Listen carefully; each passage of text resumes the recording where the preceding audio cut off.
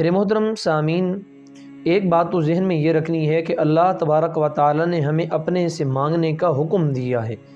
قرآن مجید کا دوسرا پارہ ہے، رب العالمین فرماتے ہیں وَإِذَا سَأَلَكَ عِبَادِي عَنِّي فَإِنِّي قَرِيبٌ أُجِيبُ دَعْوَةَ الدَّاعِ إِذَا دَعَانِ۔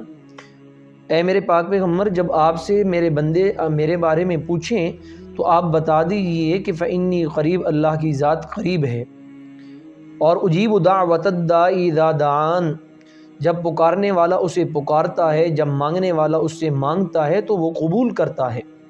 اب اللہ تبارک و تعالی نے یہاں پر ایک تو اپنا پتہ بتایا ہے کہ میں اللہ دور نہیں ہوں بلکہ میں اللہ قریب ہوں۔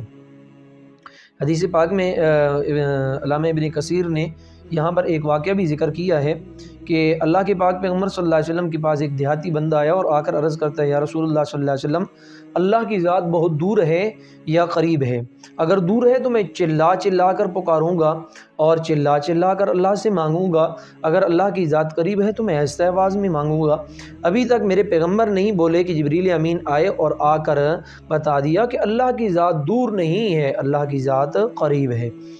تو میرے محترم، اللہ تبارک و تعالیٰ کی ذات قریب بھی ہے اور اپنے سے مانگنے کا بتا بھی رہی ہے کہ تم مجھ سے مانگو۔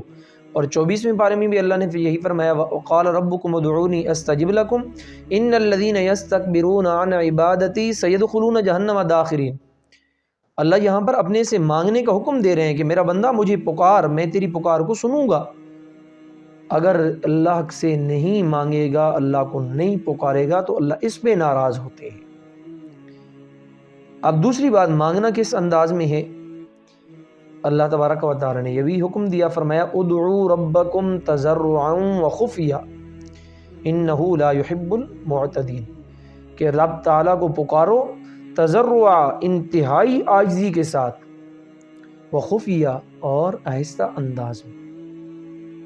یہ آداب بتائے جا رہے ہیں دعا کے کہ دعا کرتے وقت اونچے آواز میں چلانا نہیں ہے بلکہ آہستہ آواز میں دعا کرنی ہے۔ اللہ تبارک و تعالیٰ تمہاری دعاؤں کو سننے والا ہے، وہ قریب ذات ہے، جب قریب ہے تو اونچی آواز میں اور چلا چلا کر دعا مانگنے کی کوئی توقع نہیں اور کوئی طریقہ کار نہیں ہے۔ تو میرے محترم، اب آگے چلتے ہیں، آپ صلی اللہ علیہ وسلم نے ہمیں اللہ سے مانگنے کا کیا طریقہ بتایا ہے۔ میرے محترم، آپ صلی اللہ علیہ وسلم ایک مرتبہ مسجد نبوی میں تشریف فرما ہے، ایک شخص آیا اور دعا کرنے لگا، اللہم اغفر لی ورحمنی، اے اللہ مجھے بخش دیجئے، مجھ پہ رحم کیجئے۔ آپ صلی اللہ علیہ وسلم نے فرمایا، میرے صحابی تو نے بڑی جلدی کی ہے، آپ اس طرح نہ کریں، بلکہ پہلے اللہ تبارک و تعالیٰ کی تعریف کریں، پھر مجھ محمد الرسول اللہ صلی اللہ علیہ وسلم پہ درود پڑھیں، اس کے بعد تم اللہ تبارک و تعالیٰ سے دعا کرو۔ اور آپ صلی اللہ علیہ وسلم نے پھر اسم اعظم کا بھی بتایا ہے، فرمایا جو انسان اسم اعظم کے ذریعے اللہ سے مانگتا ہے، اللہ اس کی دعا ضرور قبول کرتے ہیں اسم اعظم کی برکت کی وجہ سے۔ اب اسم اعظم کون سے ہیں؟ میرے محترم، یہ بڑی قیمتی بات عرض کرنے لگا ہوں۔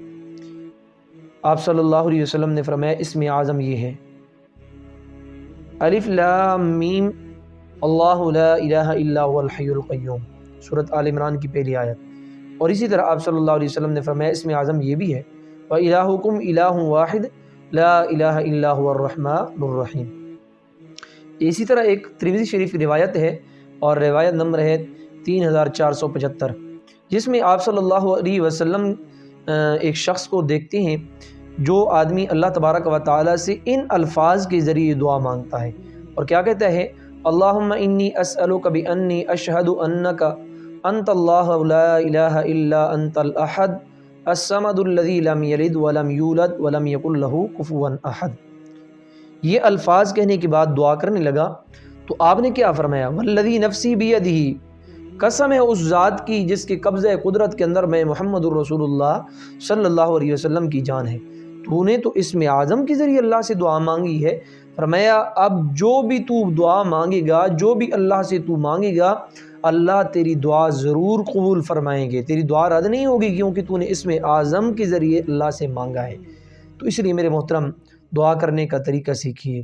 پہلے سب سے پہلے اللہ تبارک و تعالیٰ کی تعریف کریں، الحمدللہ رب العالمین، سورۃ فاتحہ پڑھیں، اور اس کے بعد درود شریف پڑھیں، پھر اسم اعظم پڑھیں، پھر اللہ تبارک و تعالیٰ سے مانگیں، آخر پہ پھر درود پڑھ کے اللہ تبارک و تعالیٰ کی تعریف کر کے اختتام کریں، پھر دیکھیں آپ کی جو دعا ہوتی ہے وہ کیسے قبول ہوتی ہے۔ جب ہمیں مانگنے کا طریقہ نہیں، پھر جب مانگنے کا طریقہ نہ ہو تو پھر کون دیتا ہے؟ میں اس کی مثال عرض کرتا ہوں، اکثر میں اپنے طالب علموں کو یہ بات کہتا بھی رہتا ہوں کہ آپ قرآن پڑھنے کے لیے آئے ہیں، جب تک آپ قرآن پڑھنے والے طلباء کی طرح شکل نہیں بنائیں گے اللہ کی رحمتوں کا کیسے نزول ہوگا؟ پھر میں یہاں پہ ایک مثال دیتا ہوں، میں عرض کرتا رہتا ہوں اکثر کہ ایک مانگنے والا فقیر جب تک وہ اپنی فقیری والی پوری حالت نہیں بناتا اس وقت تک اسے ایک سکہ 10 روپے دینے کے لیے کوئی تیار نہیں ہوتا۔ کون ہے کہ جو کاٹن کے اچھے کپڑے پہن کے اچھا جوتا پہن کے آئے اور کسی سے 5 روپے 10 روپے کا سوال کرے اسے کوئی دے؟ کوئی نہیں دینے کے لیے تیار ہوگا۔ وہ فقیری والا لباس پہنتا ہے تب وہ مانگتا ہے تو اسے کچھ نہ کچھ دیا جاتا ہے۔ اسی لیے طرح ہم بھی دعا کرتے وقت جب تک اپنے آپ کی عاجزی کا اظہار نہیں کریں گے اور مانگنے کا طریقہ ہمیں نہیں آئے گا تو پھر کیسے اللہ تبارک و تعالیٰ کی طرف سے عطا ہوگا؟ جب ہمیں مانگنے کا طریقہ ہوگا اور یہ کہیں گے یا اللہ ہم کمزور ہیں تو طاقتور ہے، یہی دعا جو اسم اعظم آپ صلی اللہ علیہ وسلم نے ایک صحابی کو بتائی کہ تو نے اسم اعظم کے ذریعے مانگا، وہاں پہ بھی دیکھیے، وہاں پہ الصمد، اے اللہ تو بے نیاز ہے، تجھے کسی چیز کی ضرورت نہیں، ہم فقیر ہیں، ہم محتاج ہیں، ہم تجھ سے مانگنے والے ہیں۔ تو اس لیے میرے محترم دعا مانگنے کا طریقہ سیکھیے، پھر اس کے بعد دعا کیجیے، دیکھیے اللہ تبارک و تعالیٰ آپ کی دعاؤں کو کیسے رنگ لاتا ہے۔ اللہ عمل کرنے کی توفیق عطا فرمائے۔ تبارك الذي نزل الفرقان على عبده ليكون للعالمين